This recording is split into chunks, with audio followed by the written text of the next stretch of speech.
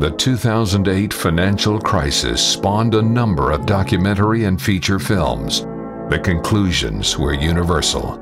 The usual suspects, bankers, brokers, and financial types in general, had done it again.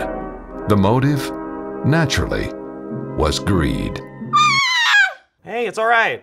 It's only a movie.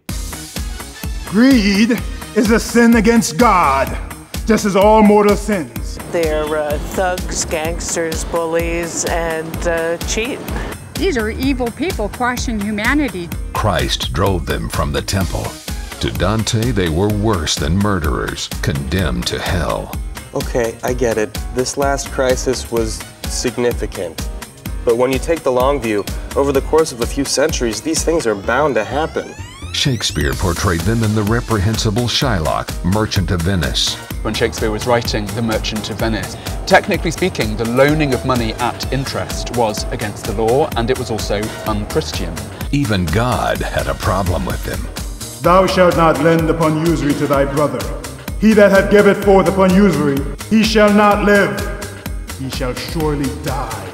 But the question remained.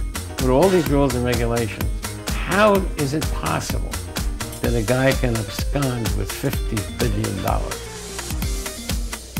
Put down any salary you want. Show us a library card, we'll give you a mortgage. Trillion, 700 billion. The problem is that most civilians have very little understanding of how the financial system actually works.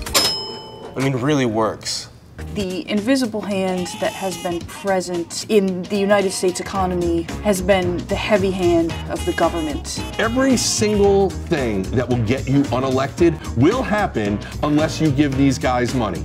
We never used a nickel and paid them $2.5 billion in interest and in warrants for money we never wanted or never used.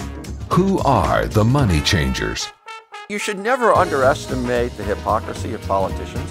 Hank Paulson almost destroyed the world, and yet he's lionized for addressing the financial crisis. We know, and we're going to show you. Unbelievable. Unbelievable.